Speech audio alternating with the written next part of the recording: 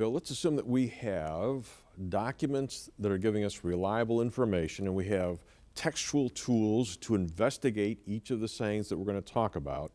Let's start with some of these sayings that come off of the lips, supposedly, of Jesus himself.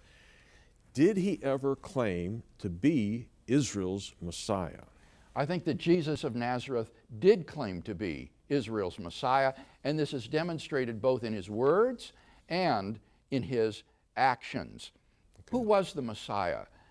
Messiah was believed to be a coming descendant of King David who would reestablish the throne of David in Jerusalem, throw off the yoke of Israel's enemies, and establish God's kingdom in the land. He would win the universal respect of Jew and Gentile alike.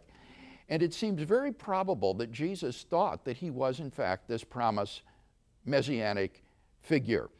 The word Messiah in Greek is Christos, or Christ.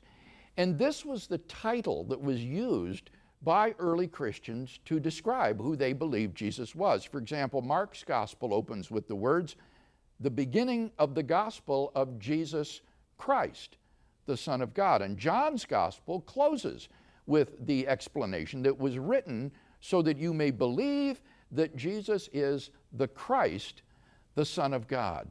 So the early Christian movement believed that Jesus was the Messiah. They called him the Christ. In fact, this became so closely identified with Jesus that it became virtually his last name, Jesus Christ, which means Messiah Jesus.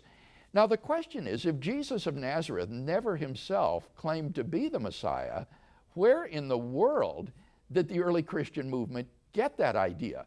Messiah was supposed to throw off the yoke of Israel's enemies, and in this case, that meant Rome, not to be shamefully executed by them as a common criminal.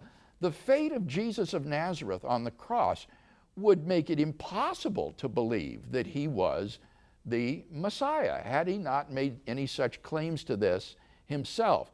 So the belief of the early Christian church that Jesus was Messiah most plausibly goes back to Jesus' claims to be the Messiah, which they believed were then ratified by his resurrection from the dead, which had reversed the catastrophe of the crucifixion.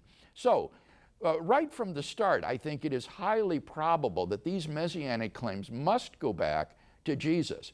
And when we examine specific sayings and events in the life of Jesus, this is borne out.